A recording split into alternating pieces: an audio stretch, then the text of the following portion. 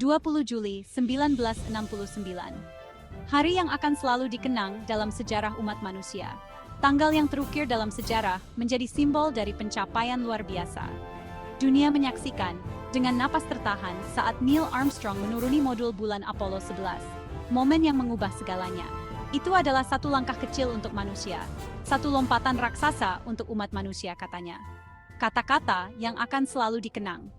Atau apakah dia? Apakah benar itu yang terjadi? Peristiwa monumental ini, puncak prestasi manusia, telah dipertanyakan oleh sebagian orang. Apakah itu nyata? Atau hanya ilusi? Atau apakah itu tipuan terbesar yang pernah dilakukan? Sebuah konspirasi yang dirancang dengan cermat.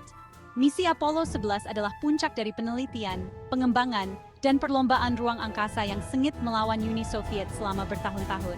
Dunia merayakannya. Kita telah menaklukkan kosmos. Atau setidaknya, itulah yang kita percayai. Tapi bisikan keraguan segera muncul. Pertanyaan-pertanyaan mulai diajukan. Beberapa orang menolak untuk percaya. Mereka melihat ketidaksesuaian. Mereka menganalisis setiap detail. Mereka melihat prestasi yang mustahil. Mereka berteriak curang. Mereka menuntut kebenaran.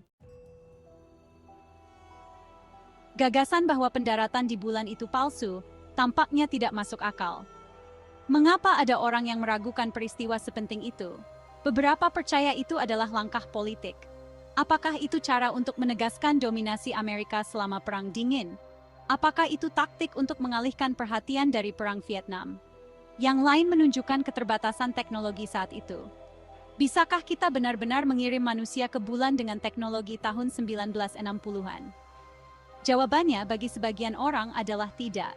Buktinya menurut mereka ada pada gambar rekamannya. Orang yang skeptis menunjukkan beberapa anomali dalam rekaman pendaratan di bulan. Bayangannya, menurut mereka, tidak sejajar.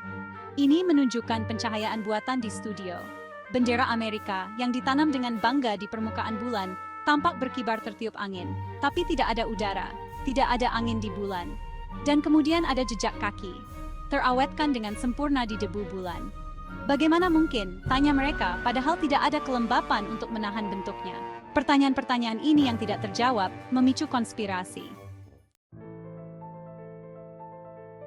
Bagian 4. Membongkar mitos. Sains berbicara.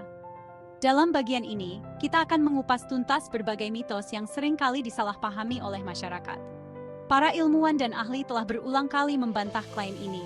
Mereka menggunakan bukti ilmiah yang kuat untuk menunjukkan kebenaran. Bayangan tidak sejajar karena perspektif dan permukaan bulan yang tidak rata.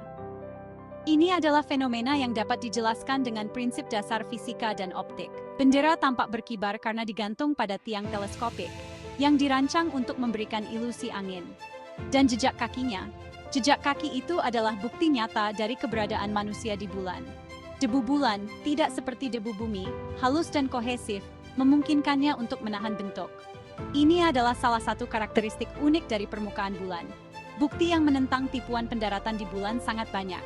Foto-foto, video, dan data ilmiah semuanya mendukung fakta ini.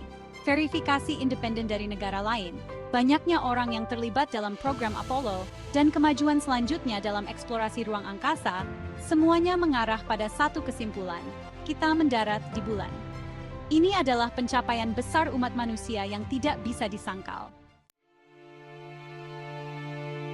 Bagian 5. Kebenaran ada di luar sana. Ajakan untuk berpikir kritis. Jadi, di mana ini meninggalkan kita? Apakah kita menerima semua yang kita lihat begitu saja, atau kita menggali lebih dalam? Sementara bukti secara luar biasa mendukung pendaratan di bulan, kita harus tetap waspada dan kritis. Kegigihan teori konspirasi adalah pengingat akan kekuatan keraguan dan pentingnya mempertanyakan narasi yang ada.